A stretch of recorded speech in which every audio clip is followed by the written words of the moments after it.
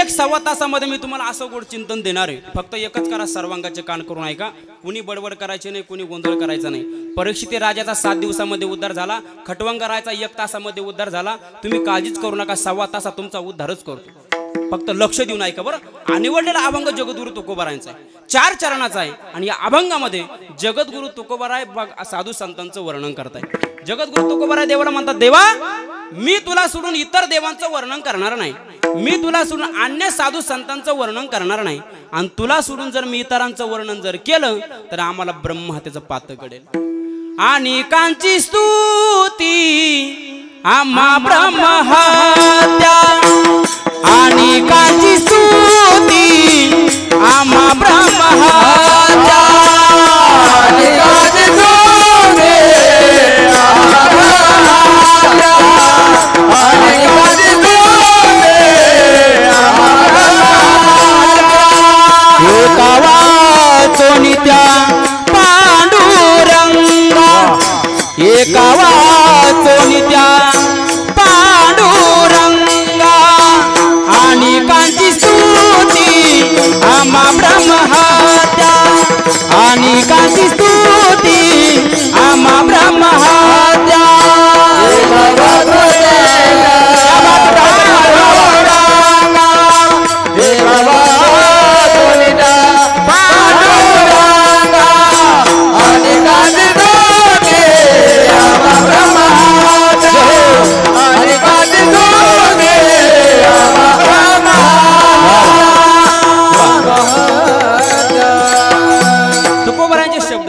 तुकोबारांचे शब्द आहेत बघा ना.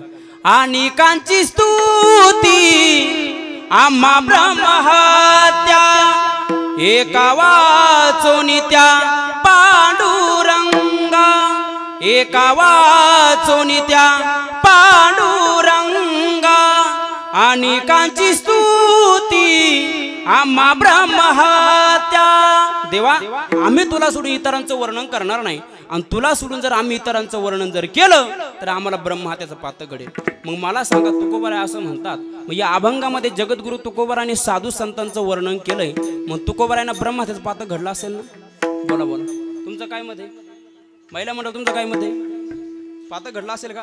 नाही घडलं. याचं कारण तुम्हाला सांगतो. तुकोबाराय म्हणतात, देव आणि संत हे वेगळे नाही. देवते संत, देवते संत, निमित्त त्या प्रतिमा, त्यांची प्रतिमा वेगळी आहे, त्यांचं स्वरूप वेगळं आहे, पण देव आणि संत हे वेगळे नाही. एक साधक तुकोबारायांकडे गेला, तुकोबाराय तुम्ही त्या साधू संतांचं वर्णन करताय, पण साधू संतांचं वर्णन केल्याने आपल्या पत्रामध्ये काय फळ प्राप्त होईल? त्याचे 4 फळ तुकोबारायांनी सांगितलेत. तुकोबाराय म्हणतात, साधू संतांचं वर्णन केल्याने पुण्य प्राप्त होतं, साधू संतांचं वर्णन केल्याने विश्रांती प्राप्त होते, साधू संतांचं वर्णन केल्याने पापाची निवृत्ती होते, आणि साधू संतांचं वर्णन केल्याने भगवत प्राप्ती होते. बघा, तुकोबाराय म्हणतात, साधू संतांचं वर्णन केल्याने पुण्य प्राप्त होतं. पुण्यवंत भावे, पुण्यवंत भावे, पुण्यवंत भावे, पुण्यवंत भावे,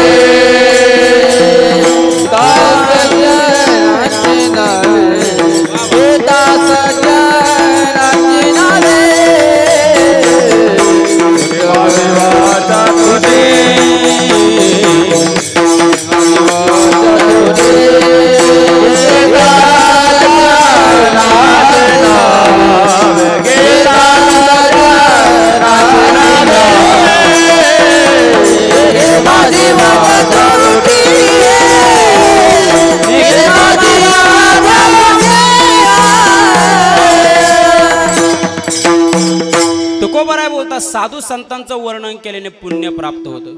पुण्यवंत व्हावे घेता सज्जनाचे नावे. 2 नंबर, साधू संतांचं वर्णन केल्याने विश्रांती प्राप्त होते, विश्रांतीचा ठाव पायी संतांचे अभाव. 3 नंबर, साधू संतांचं वर्णन केल्याने पापाची निवृत्ती होते. तुका म्हणे पापे जाती संतांची अजपे, आणि साधू संतांचं वर्णन केल्याने भगवत प्राप्ती होते. लक्ष देऊन ऐका. जगद्गुरु तुकोबारायांनी भगवंताच्या भेटीसाठी जे आंदोलन केलं, जो अट्टहास केला, पण तुकोबारांच्या अगोदर जर कोणाला भगवत प्राप्ती जर झाली असतं तर जिजाबाईला झाली. लक्ष देऊन ऐका, फार गोड प्रसंग आहे. जगद्गुरु तुकोबाराय भंडारा डोंगरावर भगवंताचं चिंतन करण्यासाठी गेले. जिजाबाईने 2 भाकरीची शिदोरी बांधली, डोक्यावर ठेवली, पाण्याचा घडा घेतला आणि आपल्या मालकाकडे निघाले. आपले मालक गेले कुठं हे जिजाबाईला माहित नव्हतं. मग जिजाबाईने आपल्या जवळच्या लोकांना विचारलं, का हो माझे मालक बघितले का, माझे मालक बघितले का. लोकांनी सांगितलं तुमचे मालक भंडारा डोंगरावर गेले. जिजाबाई भंडारा डोंगरावर निघाल्या, रस्त्याने चालल्या, पण रस्त्यामध्ये एक काटा पडलेला होता. जिजाबाईचा पाय त्या काट्यावर पडला. जसा काटा भरला तसा वरूनच निघाला. जिजाबाई धडकन दिवशी खाली पडल्या, पाय हातामध्ये धरला आणि ढसा रडू लागल्या. आता ही काळजी कोणाला, भगवंताला. भगवंताने एक म्हाताऱ्याचं रूप घेतलं, जिजाबाईं जवळ आला. ताई काय झालं, माझ्या पायामध्ये काटा भरला, हा काटा मी काढू का. जिजाबाई म्हणलं तुम्हाला काटा काढता येतो का. भगवंत मनात म्हणले मी अख्ख्या जगाचा काटा काढतो. कोरोनामध्ये अख्खं जग मी 2 वर्ष बंद केलं होतं, तुझा काटा किरकोळ. भगवंतने जिजाबाईचा हात पाय धरला आणि हळूच काटा काढला आणि पायावरून अलगत हात फिरवला तर अख्खं दुखणंच बंद झालं. त्यावेळेस जिजाबाई म्हटल्या बाबा तुमच्या हातामध्ये किती जादू आहे, तुमचं नाव काय. आता भगवंत म्हणलेलं नाव कसं सांगावं. हिचा माझा 36चा आकडा. भगवंत असे लांब गेले. लांब का गेले, जिजाबाईने दगड फेकून जरी हाणला तर आपल्यापर्यंत आला नाही पाहिजे. मग भगवंत असे लांब गेले आणि म्हटले माझं नाव विठ्ठल. विठ्ठल नाव सांगितलं आणि त्या ठिकाणी भगवान परमात्म्याने जिजाबाईला सगुण रूपामध्ये दर्शन दिलं. मला एवढंच सांगायचंय का साधू संतांची स्तुती केल्याने, साधू संतांचं वर्णन केल्याने भगवत प्राप्ती होते, पापाची निवृत्ती होते, विश्रांती प्राप्त होते आणि पुण्य प्राप्त होतं. म्हणून साधू संतांचा जप आपण केला पाहिजे. म्हणून हा जोडून विनंती पुरुष मंडळ, महिला मंडळ, तुम्हाला पंढरपूरला नाही जाता आलं तर नका जाऊ, तुम्हाला आळंदीला जाता नाही आलं तर नका जाऊ, तुम्हाला कुठल्या तीर्थक्षेत्राच्या ठिकाणी नाही जाता आलं तर नका जाऊ. पण जे लोक पंढरपूरला जातात, जे लोक आळंदीला जातात त्यांची सेवा केल्याशिवाय राहू नका. कारण वारकरी हे संत असतात. म्हणून साधू संतांची सेवा केली पाहिजे, साधू संतांचा जप आपण केला पाहिजे. सर्वांनी जप करायचा, बरं सर्वांनी जप करायचा. असा जप झाला पाहिजे आपल्या आजीपर्यंत तो जप ऐकू गेला पाहिजे. श्री ज्ञानदेव श्री तुकाराम, श्री ज्ञानदेव श्री तुकाराम, श्री ज्ञानदेव श्री तुकाराम,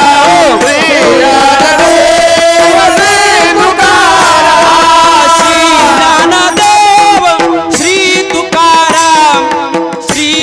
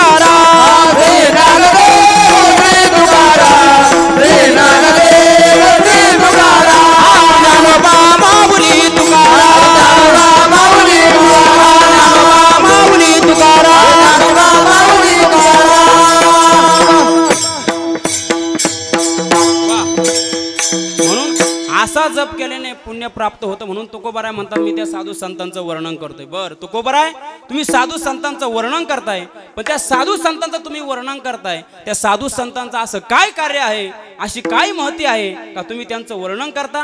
त्यावेळेस तुकोबाराय म्हणतात मी ज्या साधू संतांचं वर्णन करतो ना, त्या साधू संतांचं कार्य काय सांगू, त्या साधू संतांचं महत्त्व काय सांगू. त्या साधू संतांनी या विश्वाचा चालक मालक भगवान परमात्मा आपल्या हृदयामध्ये साठवला.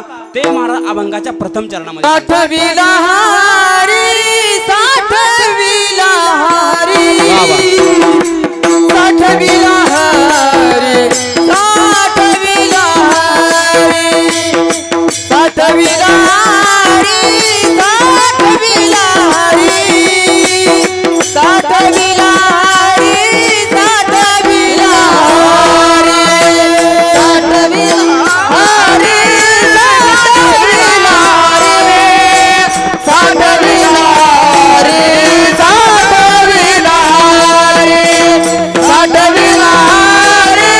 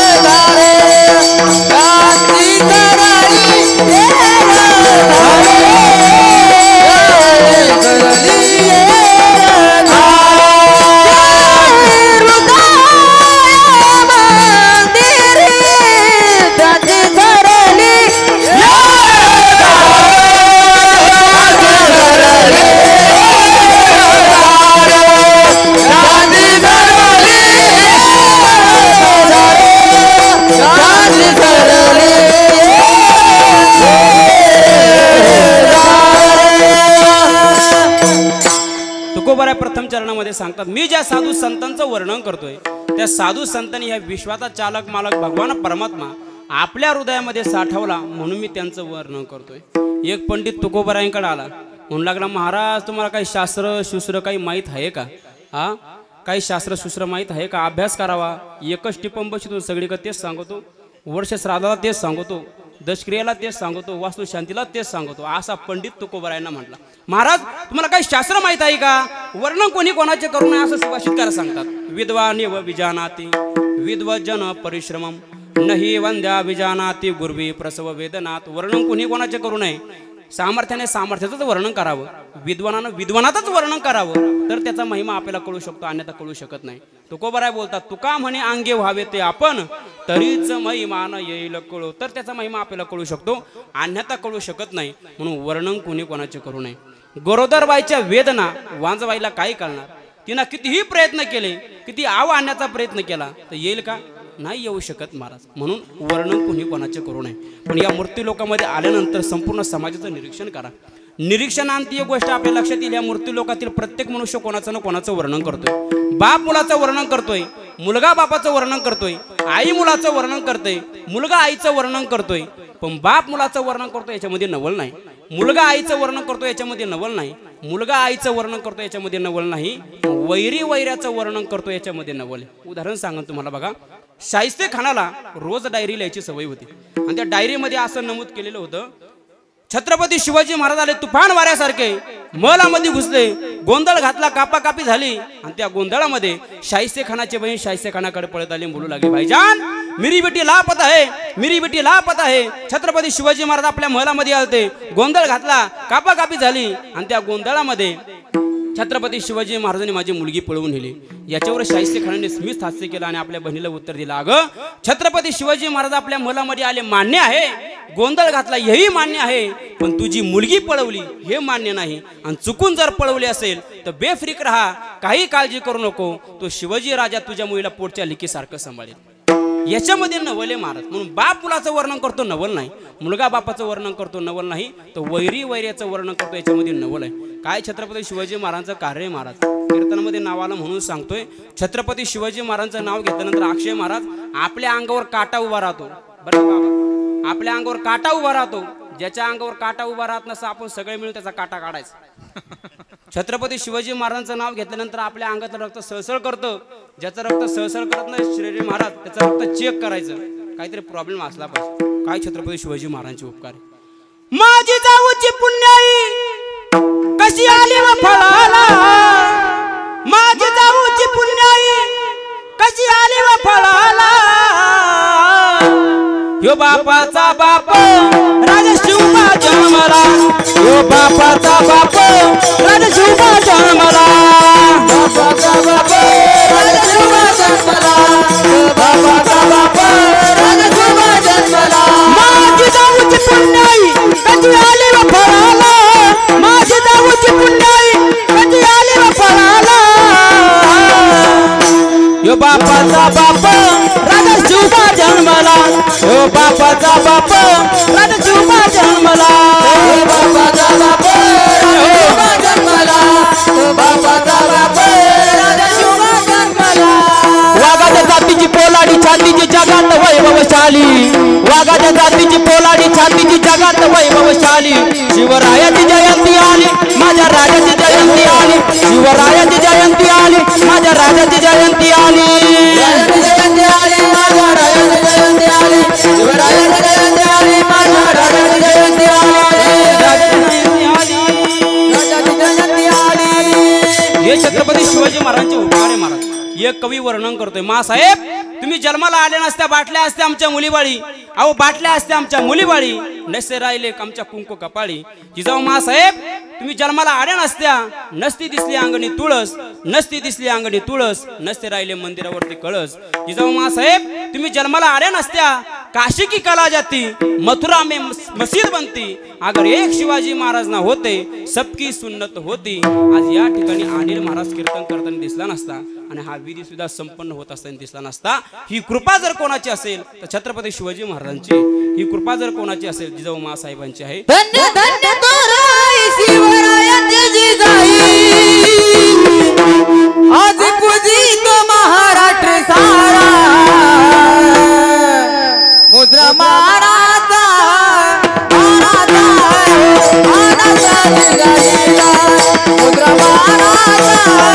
मानाचा जिजाईला मुद्रा मानाचा जिजाईला मुद्रा मानाचा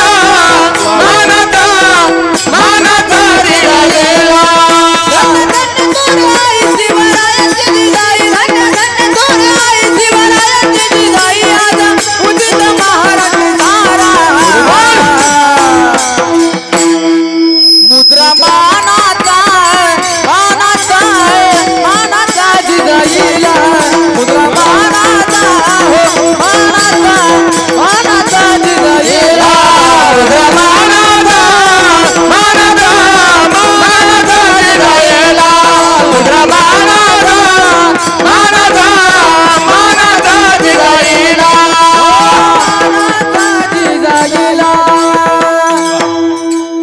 छत्रपती शिवाजी महाराजांचे उपकारित महाराज. मला एवढंच सांगायचंय का वैरी वैर्याचं वर्णन करतो याच्यामध्ये नवल आहे. बाप मुलाचं वर्णन करतो नवल नाही, मुलगा बापाचं वर्णन करतो नवल नाही, तर वैरी वैर्याचं वर्णन करतो याच्यामध्ये नवल आहे. म्हणून जीवन जगत असताना कोणी कोणाचं वर्णन करू नये. विद्वानाने विद्वानाचंच करावं, सामर्थ्याने सामर्थ्याचंच करावं, ज्ञानीपुरुषाने ज्ञानीपुरुषाचंच करावं, तर त्याचा महिमा आपल्याला कळू शकतो, अन्यथा कळू शकत नाही. वर्णनाचे सुद्धा दोन प्रकार आहेत. एक पारमार्थिक ऐश्वर्याचं वर्णन आणि एक लौकिक ऐश्वर्याचं वर्णन. कशाला म्हणतात पारमार्थिक ऐश्वर्याचं वर्णन, कशाला म्हणतात लौकिक ऐश्वर्याचं वर्णन? मी तुमचं वर्णन करणे, तुम्ही माझं वर्णन करणे, जावयाने सासूचं वर्णन करणे, सासूनं जावयाचं वर्णन करणे, याला म्हणतात लौकिक ऐश्वर्याचं वर्णन. उदाहरण सांगू तुम्हाला बघा. एक बाई एका बाईला म्हटली, बाई माझा जावई डॉक्टर आहे, इतका हुशार आहे, इतका हुशार आहे, इतका हुशार आहे, एका कुत्र्याला शेपूट नव्हतं तर माझ्या जावयाने कुत्र्याला इंजेक्शन देऊन देऊन देऊन शेपूट तयार केलं. पुढली बाई तिच्या पुढची होती, म्हणली येतं काय नाही, माझा जावई सुद्धा डॉक्टर आहे, इतका हुशार आहे, इतका हुशार आहे, माझ्या जावयानुसार कुत्र्याचं शेपूट सापडलं तर माझ्या जावयाने कुत्र्याच्या शेपटीला इंजेक्शन देऊन देऊन देऊन कुत्रं तयार केलं. आता याच्यामध्ये काय घेण्यासारखं आहे का? हे कळलं का तुम्हाला?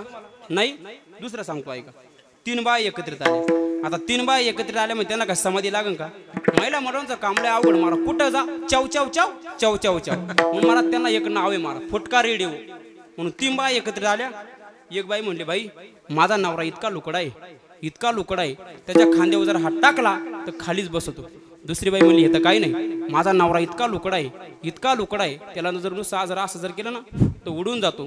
तिसरी बाई म्हणली, हे तर काही नाही, माझा नवरा इतका लुकडा आहे, इतका लुकडा आहे, त्या टाकीत जर टाकला तर नळतूनच बाहेर येतो. हे कळलं का तुम्हाला? याला म्हणतात लौकिक ऐश्वर्याचं वर्णन. पण याच्यामध्ये काही घेण्यासारखं नाही, सत्यत्व नाही. मग सत्यत्व कशामध्ये?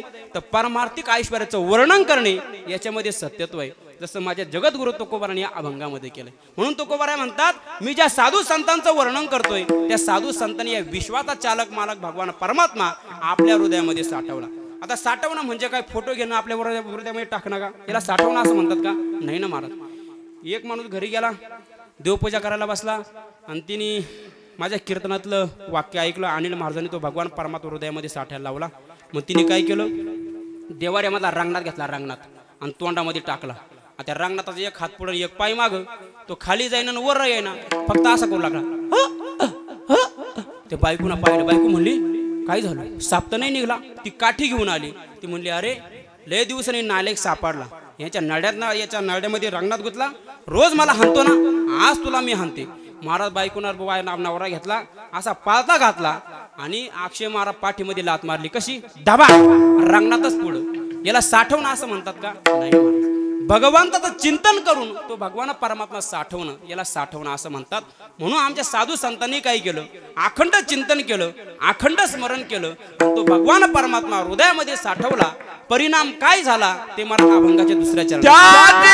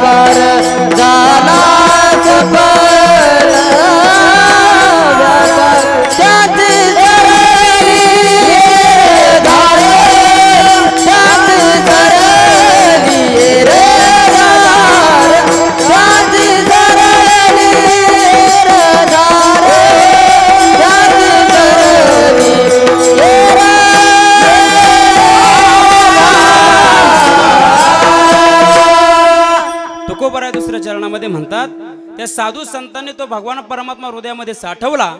परिणाम काय झाला?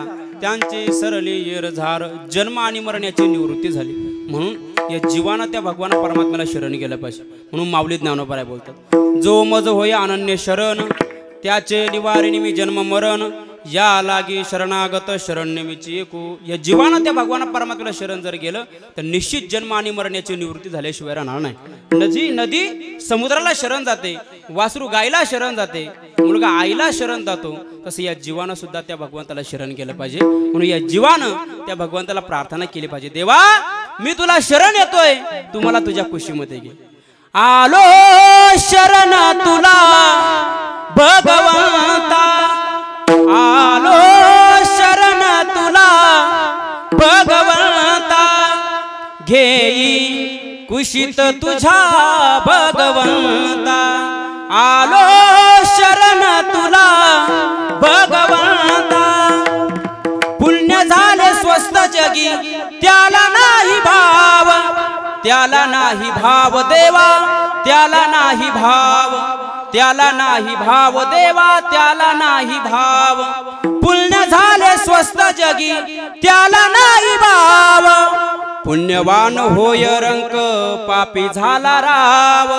नाही थोरईचे गुणवंता, हा हा हा. आलो शरण तुला भगवंता. यशना आपण त्या भगवंताला केली पाहिजे. तो भगवान परमात्मा एवढा उदार आहे, एवढा उदार आहे, त्यांनी वैऱ्यांना सुद्धा मुक्ती दिली. म्हणून या जीवानं त्या भगवंताला शरण केलं पाहिजे. देवा तुझ्या नावाची माळ माझ्या गळ्यामध्ये, ती माळ म्हणजे माझा श्वास आहे, ती माळ म्हणजे माझा प्राण आहे. तसा मासा पाण्यातून बाहेर काढल्यानंतर त्याचा जीव कासावीस होतो, तसा माझा जीव सुद्धा कासावीस होतो. पांडुरंगा विठ्ठला माय बापा विठ्ठला, तुळशी माळ ही श्वासांची तुटे दाव विठ्ठला. जीव झाला कासावीस रूप दाव विठ्ठला. पांडुरंगा विठ्ठला माय बापा विठ्ठला, पांडुरंगा विठ्ठला माय बापा विठ्ठला.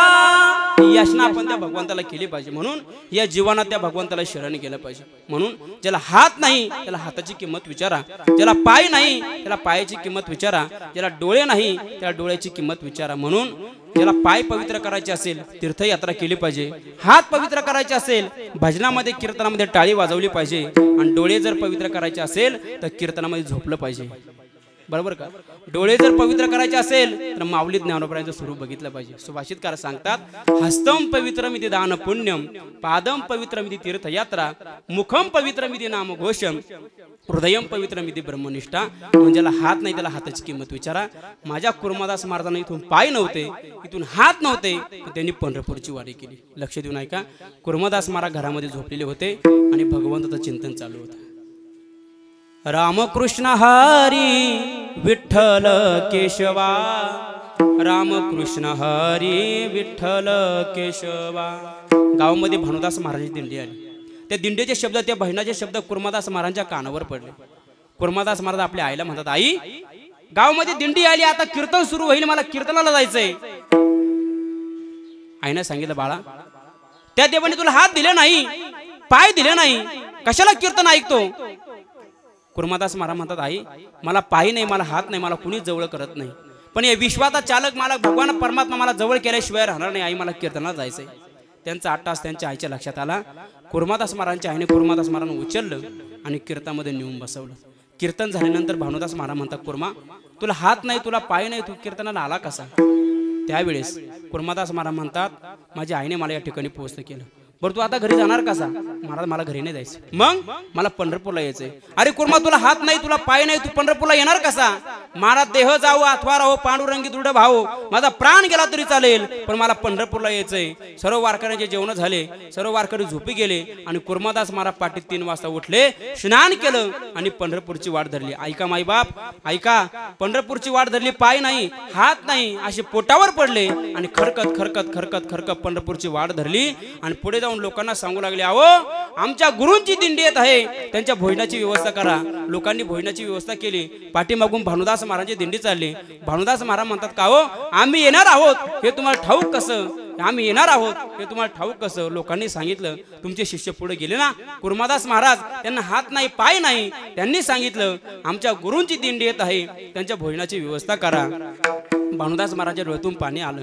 अरे काय माझा कुर्मा आहे, काय माझा कुर्मा आहे, अरे हात नाही पाय नाही, पण अंतःकरणामध्ये किती वारकऱ्यांविषयी तळमळ आहे, किती तळमळ आहे. दिंडी लहुळगावमध्ये मुक्कामी गेली. कुर्मादास महाराज पोटावर झोपलेले होते. लोकांनी भानुदास महाराजांना सांगितलं, महाराज एकदा कुर्मादास महाराजांची भेट घ्या. महाराज भानुदास महाराज कुर्मादासांकडे जातात आणि कुर्मादास महाराजांना पाठीवर करतात. तर अख्ख्या पोटाचे कातडे गेलेले होते. त्यावेळेस भानुदास महाराज म्हणतात, कुर्मा तुला पंढरपूरला यायचं ना? नाही महाराज मला नाही यायचं पंढरपूरला. अरे चल ना, फक्त एकच मुक्काम राहिलाय. नाही महाराज मला नाही यायचं पंढरपूरला, हा माझा शेवटचा दिवस आहे, शेवटचा मुक्काम आहे. तुम्ही माझे फक्त एकच उपकार करा, पंढरपूरला गेल्यानंतर त्या पंढरीश पांडुरंग परमात्म्याला माझा नमस्कार सांगा. एवढा करा उपकार, एवढा करा उपकार,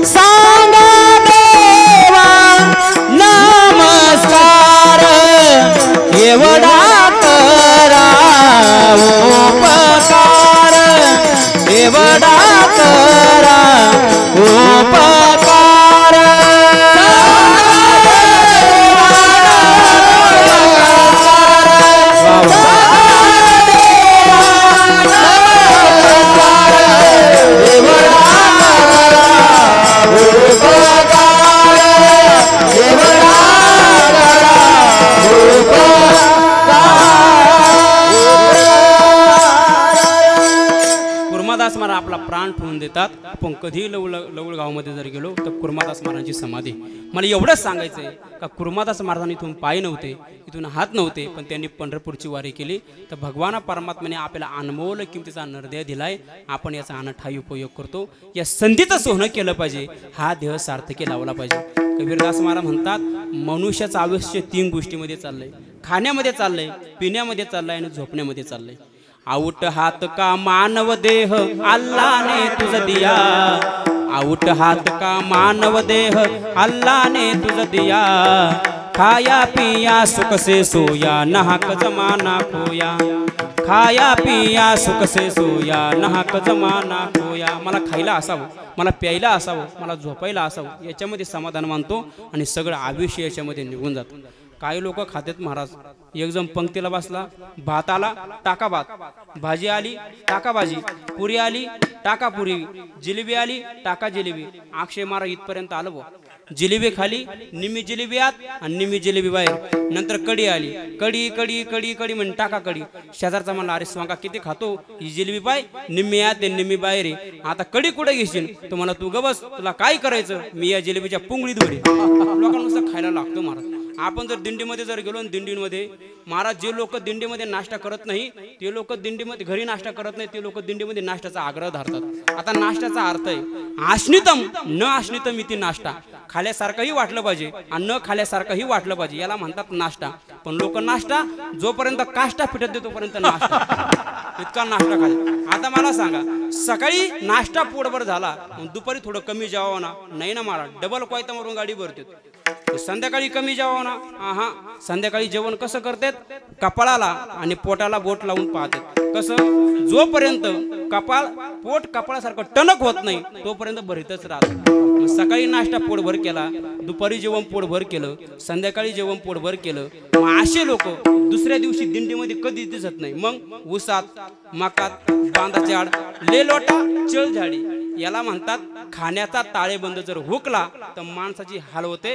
म्हणून कबीरदास महाराज म्हणतात मनुष्याचं आयुष्य 3 गोष्टीमध्ये चाललंय, खाण्यामध्ये चाललंय, पिण्यामध्ये चाललंय आणि झोपण्यामध्ये चाललंय. म्हणून भगवान श्रीकृष्ण अर्जुना सांगता, अर्जुना जे माणसं विषयामध्ये रमलेत त्यांची गोष्ट सोडून दे, पण जे माझे खरे 4 प्रकारचे भक्त आहेत त्यांचा मी उद्धार करतो. म्हणून या जीवानं सुद्धा कुठल्या तरी भक्तामध्ये मोडलं पाहिजे. म्हणून कुर्मादास महाराजांना इथून पाय नव्हते, इथून हात नव्हते, त्यांनी पंढरपूरची वारी केली. तर भगवान परमात्म्याने आपल्याला अनमोल कितीचा नरदेह दिलाय, तो कशा करता दिला याची किंमत आपल्याला कळाली पाहिजे. देवे दिला देह भजना गोमटा, तो या झाला फाटा बालिकेचा, तो या झाला फाटा बालिकेचा, तो या झाला फाटा बालिकेचा, तो या झाला फाटा. देवे दिला देह भजन गोमटा, तो या झाला फाटा बालिकेचा, तो या झाला फाटा बालिकेचा.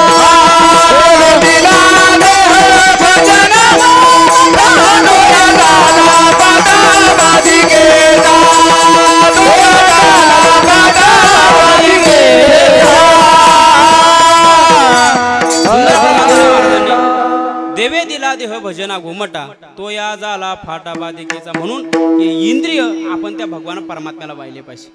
हे आखो जो श्याम का दर्शन किया करे, हे शीश जो प्रभु चरण में वंदन किया करे.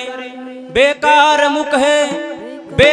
मुख है जो रहे व्यर्थ बातों में, मुखों ही जो हरि नाम का सुमिरन किया करे. हीरे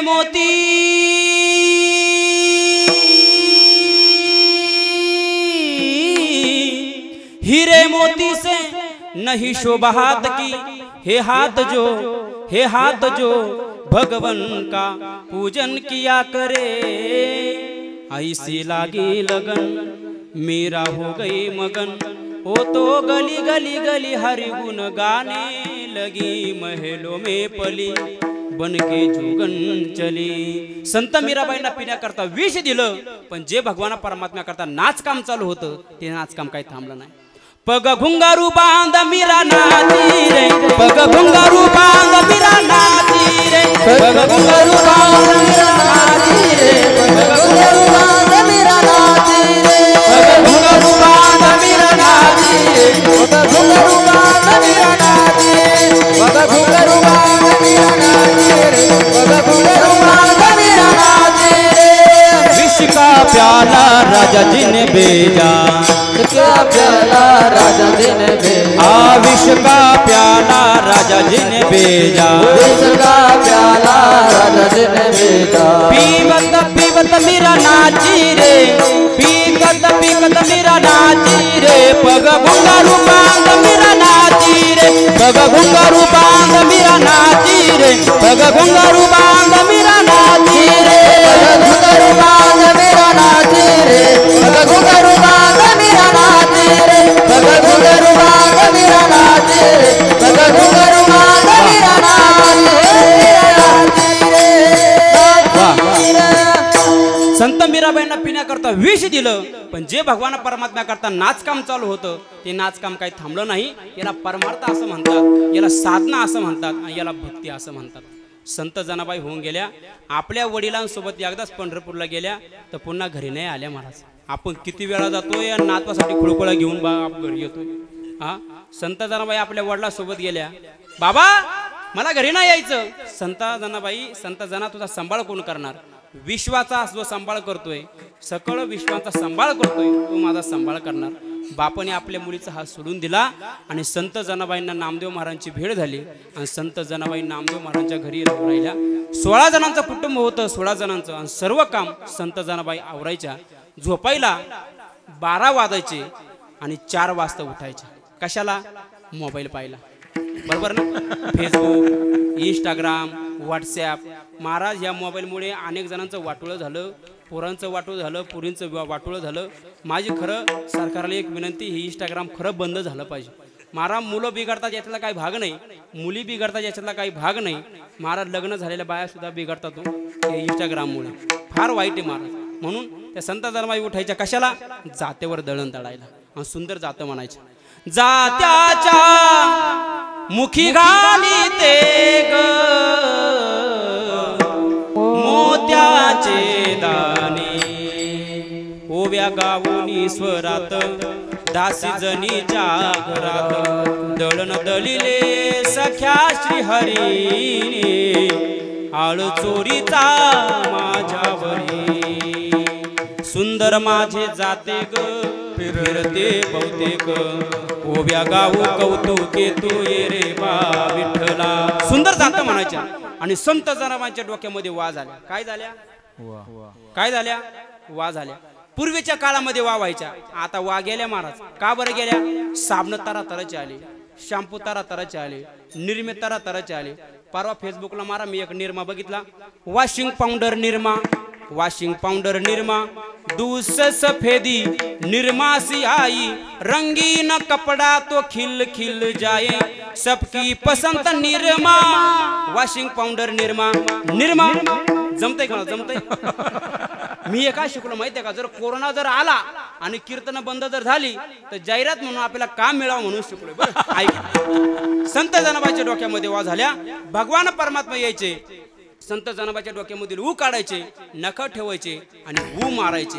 नवे नवे भगवान परमात्मा संत जनाबाईच्या पुढे उभा राहिला आणि मागे उभा राहिला. पण मागे पुढे उभा राहून काही केलं तर नासी कोडे सकळ, मागे पुढे उभा राहे संभाळीत आणि आलिया आघात निवाराया. याला साधना असं म्हणतात, याला परमार्थ असं म्हणतात, याला भक्ती असं म्हणतात. म्हणून अशी साधना जर आपली जर उदयाला जर आली तर निश्चित आपल्याला मोक्ष प्राप्त झाल्याशिवाय राहणार नाही. विठ्ठल विठ्ठल म्हणून तुकोबराय म्हणता, एकदा तो भगवान परमात्मा आपल्या हातामध्ये जर आला तर महाराज या जगामध्ये कुठेही जा, त्याला कुठलं भयही राहत नाही आणि कुठलं भयही राहत नाही, कुठली आपल्या अंतःकरणामध्ये शंका सुद्धा उपलब्ध होत नाही. ते मला अभंगाचे हरियाला हाता, हरियाला हाता, हरियाला हाता, हरियाला हाता, हरियाला हाता, हरियाला हाता, हरियाला हाता,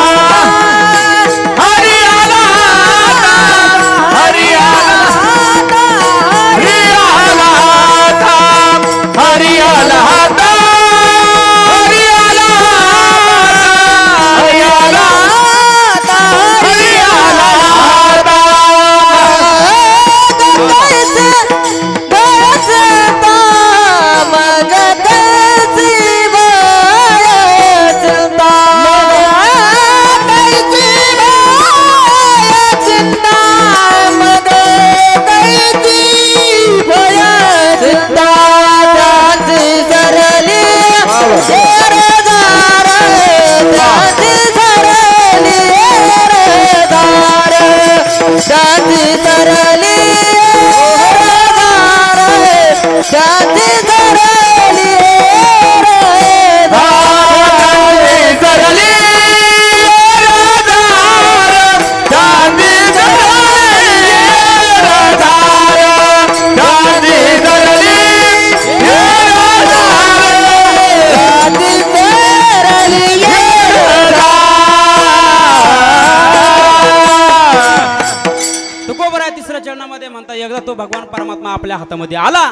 तर कुठले भय राहत नाही आणि चिंता सुद्धा राहत नाही. त्याच्या आधी तो भगवान परमात्मा हृदयामध्ये साठवला पाहिजे. त्या भगवंताला आपण शरण केलं पाहिजे. पण लोक शरण जायला मारा तयारच नाही हो, कारण लोकांचा ताठेपणाच लय वाढला, इतका वाढला काय सांगू तुम्हाला. पहिल्या काळामध्ये मोठे मंदिर असायचे आणि दरवाजे छोटे असायचे. काय असायचं? छोटे दरवाजे असायचे. छोटे दरवाजे का असायचे? किती मनुष्य मोठा आला, ज्ञानाने मोठा असला, संपत्तीने मोठा असला का भगवंतापाशी आल्यानंतर तो नमला पाहिजे म्हणून महाराज ते छोटे असायचे. पण लोक तरी नमती नाही. छोटे दरवाजे जरी असले ना तरी आशे जातील. मंदिरामध्ये पण नमणार नाही. अहंकार काय कामाचा महाराज सांगू का तुम्हाला. या जगातला सर्वात श्रीमंत भिकारी जर कोण जर असेल त्याचं नाव आहे भरत जैन. युट्यूबला सर्च करा. तो आपल्या भारतात राहतो, भारतामध्ये राहून तो महाराष्ट्रात राहतो आणि महाराष्ट्रामध्ये राहून तो आपल्या मुंबईला राहतो आणि मुंबईला राहून तो रोज भीक मागून 5,000 रुपये कमवतो. किती 5,000 रुपये कमवतो. पाठीमागं त्यांनी मुंबईला फ्लॅट घेतला. त्या फ्लॅटची किंमत 1,07,00,000 रुपये. ठाण्याला त्याचे 2 गाळे, त्या गाड्यांचं महिन्याला भाडं येतं 70,000 रुपये. मग भिकारी एवढा श्रीमंत 1,07,00,000चा फ्लॅट ले, मग आपले 2 लाख कुठं न्यायचे. हा अहंकार काय कामाचा महाराज. अहंकार करू नका. तुम्हाला देव जर व्हायचं असेल तर अहंकाराची निवृत्ती करता आली पाहिजे. अहंकार गेला आणि तुका म्हणे देव झाला. वाक्य सांगू तुम्हाला. लोखंड वितळलं त्याच्यापासून अवजार तयार होतात. सोनं वितळलं त्याच्यापासून दागिना तयार होतो. माती नरम झाली त्याच्यापासून शेती तयार होते. पीठ नरम झालं त्याच्यापासून भाकरी तयार होते. तसं माणूस नम्र झाला तर या माणसाने देवाकडे जायचं नसतं, या माणसाचाच देव होतो. म्हणून नम्र व्हायला शिका. नम्र झाला भूता तेरे कोंडीले अनंता. क्या बात है. तेरे कोंडीले अनंता, तेरे कोंडीले अनंता. नम्र झाला भूता तेरे कोंडीले अनंता, तेरे कोंडीले अनंता, तेरे कोंडीले अनंता. नम्र झाला भूता तेरे कोंडीले अनंता, तेरे कोंडीले अनंता, तेरे कोंडीले अनंता, तेरे कोंडीले अनंता, तेरे कोंडीले अनंता. नम्र झाला भूता तेरे कोंडीले अनंता, तेरे कोंडीले अनंता, तेरे कोंडीले अनंता, तेरे कोंडीले अनंता, तेरे कोंडीले अनंता. तुकोबरा बोलता नम्र झाला होता आणि त्याने कोंडीले अनंत. माणसाने नम्र असला पाहिजे आणि माणसाजवळ अज्ञान असेल तर अज्ञान मान्य केलं पाहिजे. लोक अज्ञान मान्य सुद्धा करायला तयार नाही महाराज. एक जण अज्ञानी होता. तो म्हणला मिले हुशारे, मिले हुशारे, मिले हुशारे. म्हणलं लय हुशारे. म्हणलं पुढं तो रोहित आहे. रोहित नावाचा मुलगा आहे. त्याला इंग्लिशमध्ये बोलव बरं. त्याला एकच शब्द येत होता. तो म्हणला रोहित कम हिअर. रोहित आला. म्हटलं तुला आता बोलावता आलं, आता पुन्हा त्याला पाठव इंग्लिशमध्ये. त्याला बोलवायचं माहित होतं पण पाठवायचं माहित नव्हतं. पण तो एवढा डोकेबाज होता. तो रोहितच्या जागी गेला आणि तिथून मला रोहित कम हिअर. अरे आज्ञान मान्य कर. लोक आज्ञान मान्य करायला तयार नाही महाराज. खरं माणसाने नम्र असलं पाहिजे. अहंकार काही कामाचा नाही. म्हणून जोपर्यंत आपल्या अंतःकरणामध्ये अहंकार आहे तोपर्यंत मनुष्य देव होत नाही, त्याचं कल्याण होत नाही. म्हणून माणसाने नम्र असलं पाहिजे. तो एकदा तो भगवान परमात्मा आपल्या हातामध्ये आला तर कुठलाही भय राहत नाही आणि चिंता सुद्धा राहत नाही. म्हणून तो भगवान परमात्मा आपल्या हृदयामध्ये साठवला पाहिजे. पण कसा साठवला पाहिजे. चिंतन करून साठवला पाहिजे. म्हणून तुकोबाराय बोलतात आम्ही आमच्या जीवनामध्ये आमच्या हृदयामध्ये तो भगवान परमात्मा साठवला. आम्ही एक क्षण सुद्धा वाया घातला नाही. आमचा वेळ वाया गेला. शिंक जांभळी खोकला आणि तेवढाची वेळ वाया गेला.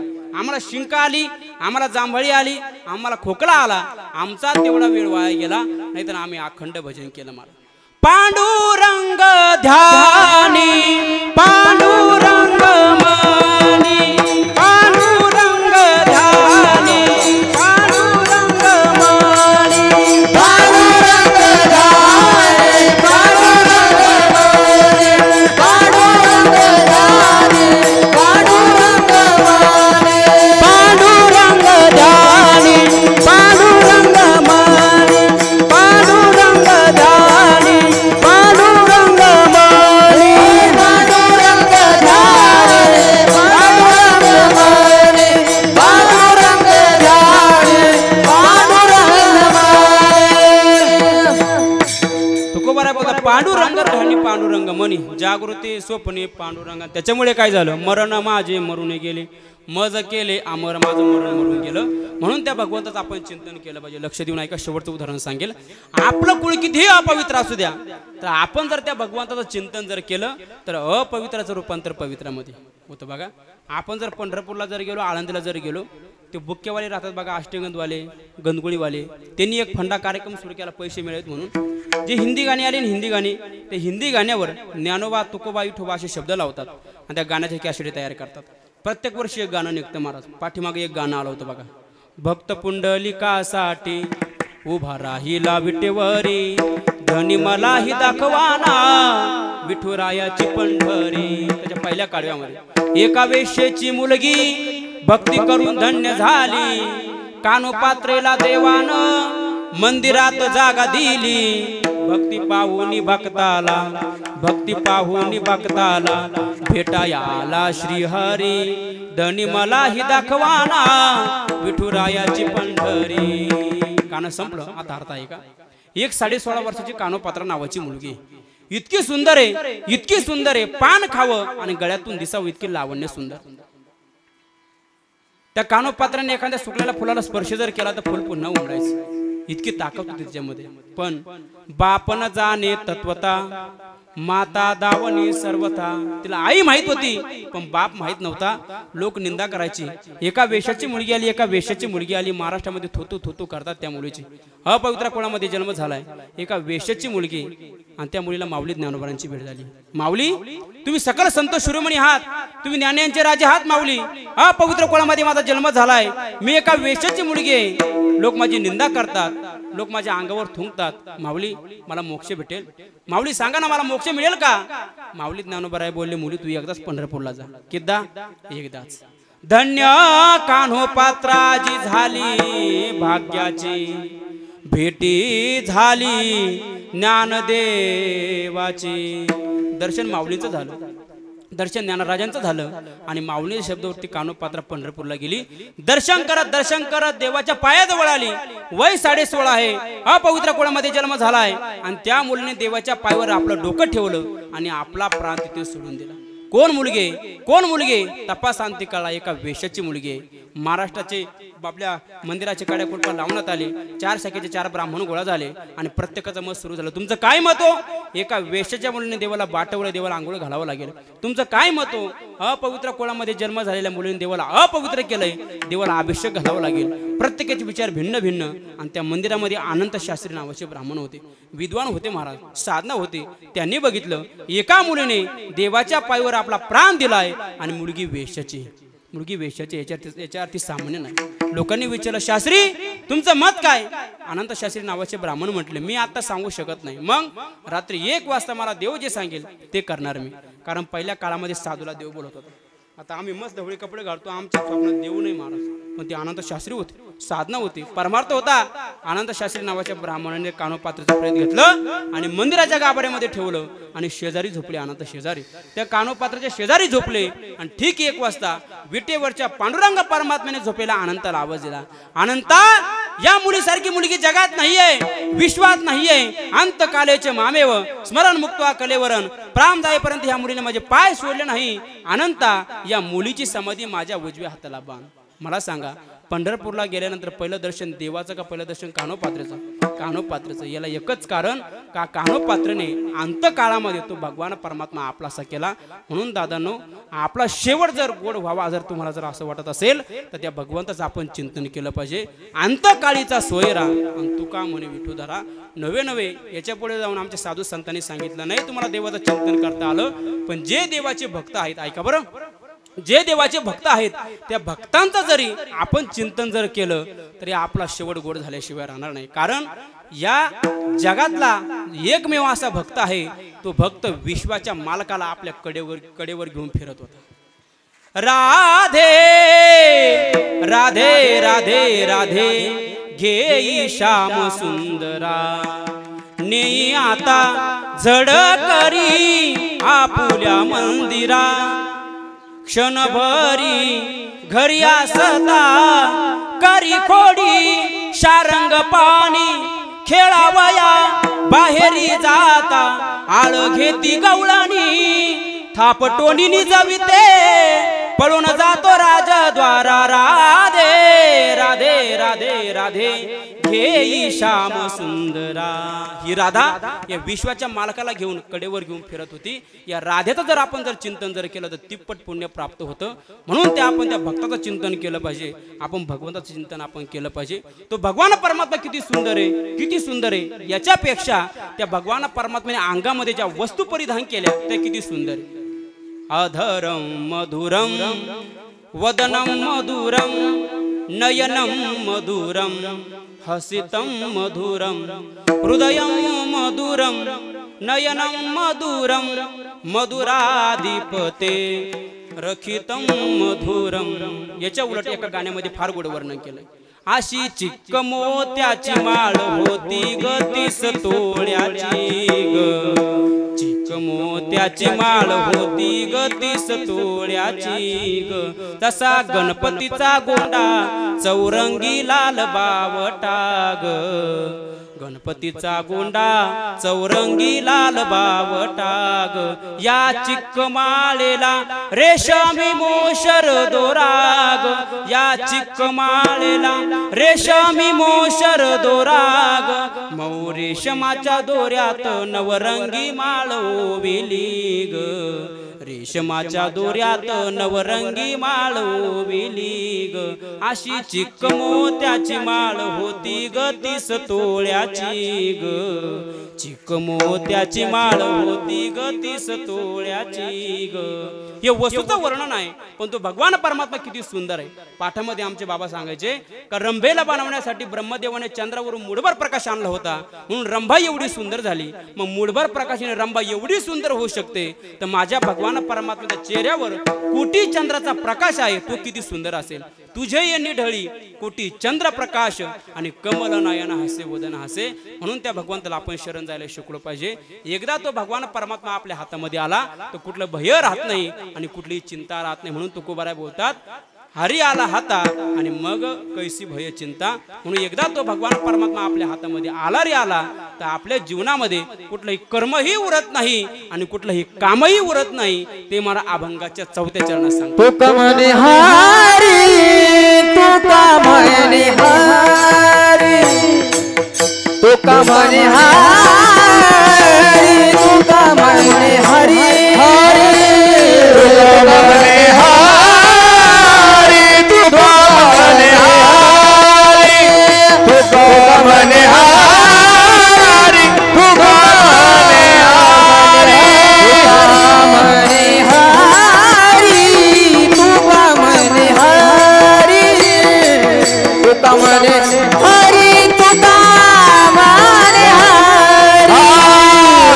म्हणे हरी तुका म्हणे हरी तुका म्हणे हरी तुका म्हणे हरी काही उराने दिवरे काही उराने दिवरे कांती सराली येर धारे कांती सराली येर सफल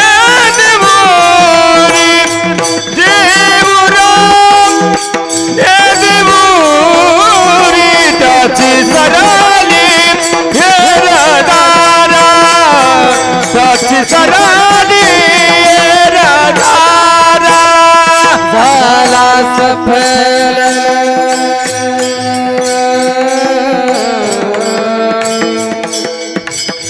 झाला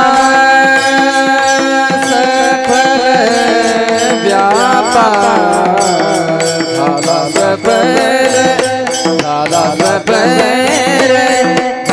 सफल व्यापार हे झाला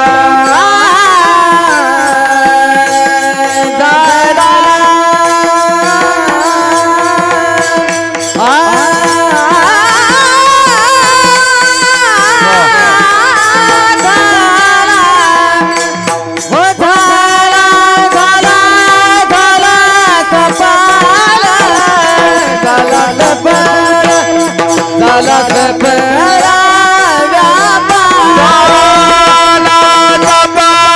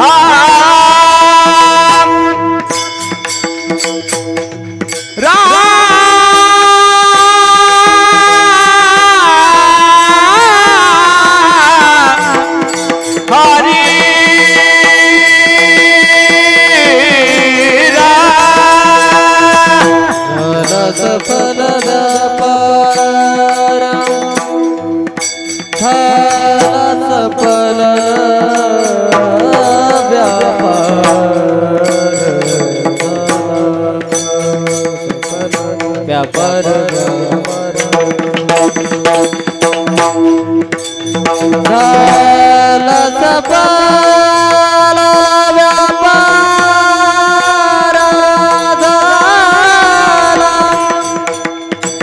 झाला सफल व्यापार झाला सफल व्यापार व्यापार व्यापार झाला सफल व्यापार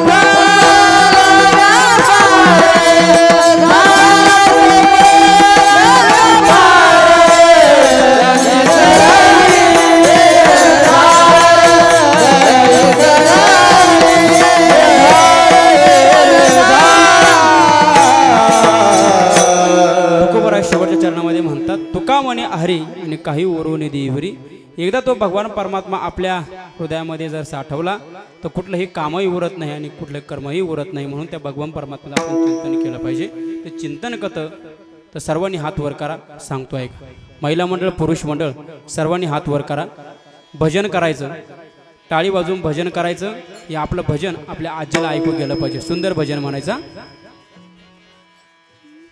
तुले हरी का नाम विठ्ठल पांडुरंगा ले हरी का नाम विठ्ठल पांडुरंगा तुले हरी का नाम विठ्ठल पांडुरंगा ले हरी का नाम विठ्ठल पांडुरंगा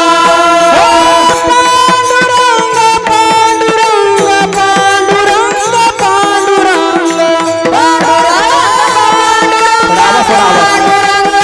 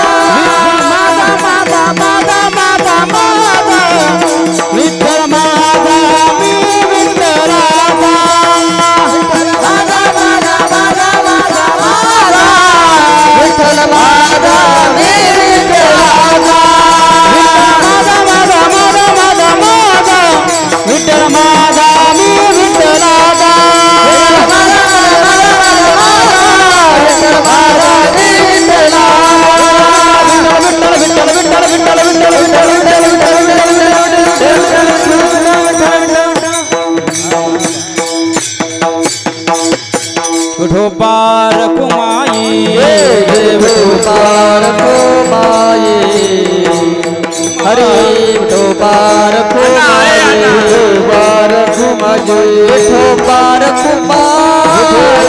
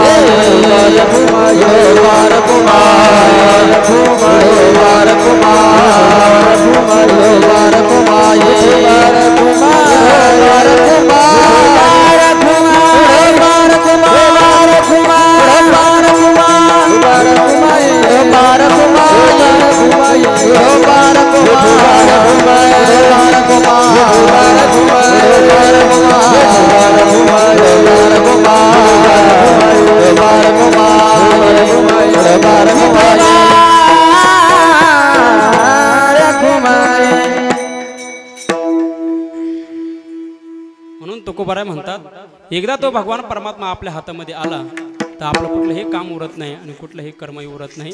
म्हणून त्या भगवान परमात्म्याचं आपण चिंतन केलं पाहिजे, त्या भगवान परमात्म्याचं आपण स्मरण केलं पाहिजे. आणि जर आपण हे स्मरण केलं नाही, हे चिंतन केलं नाही, नामस्मरण जर केलं नाही तर साधू संत म्हणतात आमच्या घरचं काही जाणार नाही.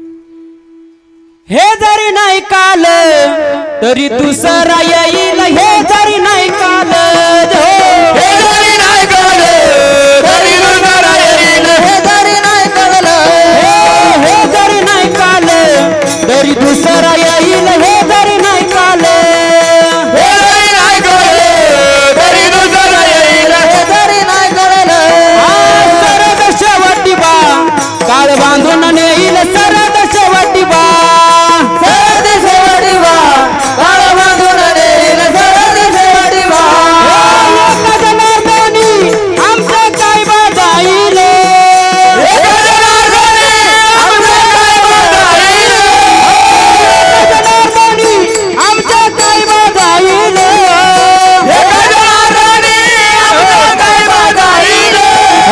पिला पिला पिला पिला पिला माझारी बोली बोलत देखा, पिला माझारी, पिला माझारी बोली बोलत देखा, पिला माझारी, पिला माझारी बोली बोलत देखा, पिला माझारी, पिला माझारी. वर्तमान खोटे दादा, वर्तमान खोटे, वर्तमान खोटे दादा, वर्तमान खोटे, वर्तमान खोटे दादा, वर्तमान खोटे, वर्तमान खोटे दादा, वर्तमान खोटे. या ठिकाणी बोलो आम्ही वर्तमान खोटे.